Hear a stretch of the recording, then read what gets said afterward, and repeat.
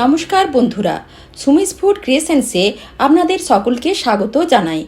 আজ আমি আপনাদের সাথে শেয়ার করব রাখিবন্ধন স্পেশাল ওড়িশার বিখ্যাত মিষ্টি অসাধারণ স্বাদের ছানার কেক বা ছানাপোড়া। এই ছানার কেক খুবই কম উপকরণে ও খুব সহজে বানিয়ে নেওয়া যায়, আর খেতে তো অসাধারণ লাগে। তাহলে চলুন ছানার কেক বানানো শুরু করি। এই ছানার কেক বানানোর জন্য একটা বড় পাত্রের মধ্যে প্রথমেই নিয়ে নিচ্ছি কিছুটা পরিমাণ ছানা। এই ছানাটা আমি আগে থেকেই কাটিয়ে জল ঝরিয়ে রেখেছিলাম। এবার এই ছানাটা খুব ভালো করে মেখে নেব। ছানার যে দানা দানা ভাবটা আছে সেটা একেবারে মসৃণ করে নেব। 2 থেকে 3 মিনিট এভাবে মাখতে মাখতে দেখুন ছানাটা একেবারে মসৃণ হয়ে গেছে আর অনেকটা নরমও হয়ে গেছে। এবার এই ছানার মধ্যে মিশিয়ে নিচ্ছি 4 চামচ সুজি। এই সুজিটা আমি আগে থেকে বাটির মধ্যে মেপে রেখেছিলাম। আর দিয়ে দিচ্ছি 4 চামচ মতো ময়দা। এতে করে ছানার কেকটা খুবই ভালোভাবে তৈরি হবে। এবার দিয়ে দিচ্ছি 4 চামচ মতো চিনি।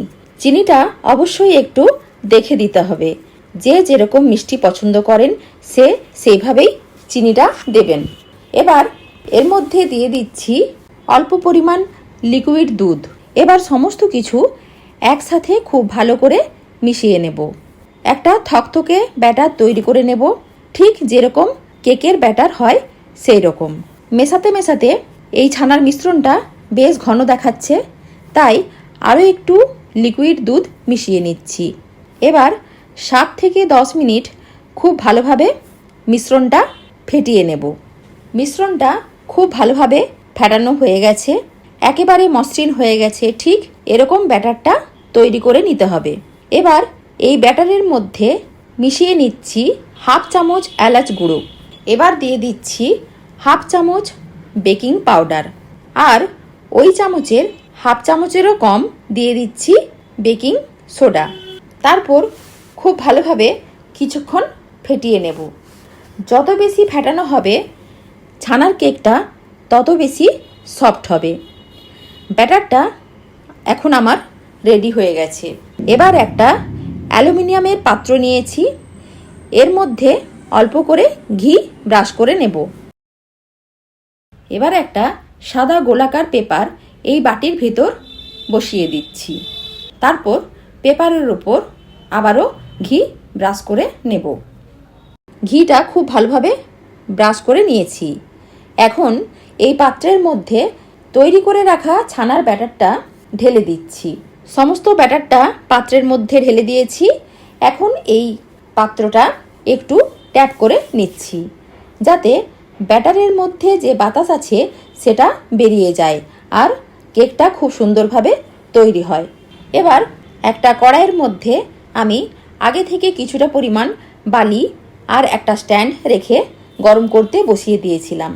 এখন এই স্ট্যান্ডের ওপর ছানার ব্যাটারের পাত্রটা বসিয়ে দিচ্ছি। এবার কড়াইটা ঢাকা দিয়ে দিচ্ছি। এখন লো ফ্লেমে 30 থেকে 35 মিনিট বেক করে নেব। 35 মিনিট পর ঢাকা খুলে নিচ্ছি। একটা কাঠি দিয়ে চেক করে নেব কেকটা ঠিকঠাকভাবে তৈরি হয়েছে কি না। কাঠির মধ্যে ব্যাটার একটুও লাগেনি, তার মানে কেকটা পুরোপুরি বেক হয়ে গেছে।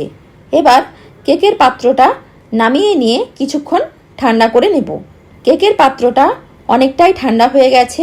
এখন একটা ছুরি দিয়ে কেকের সাইডগুলো ছাড়িয়ে নেব। তারপর পাত্র থেকে কেকটা বের করে নেব।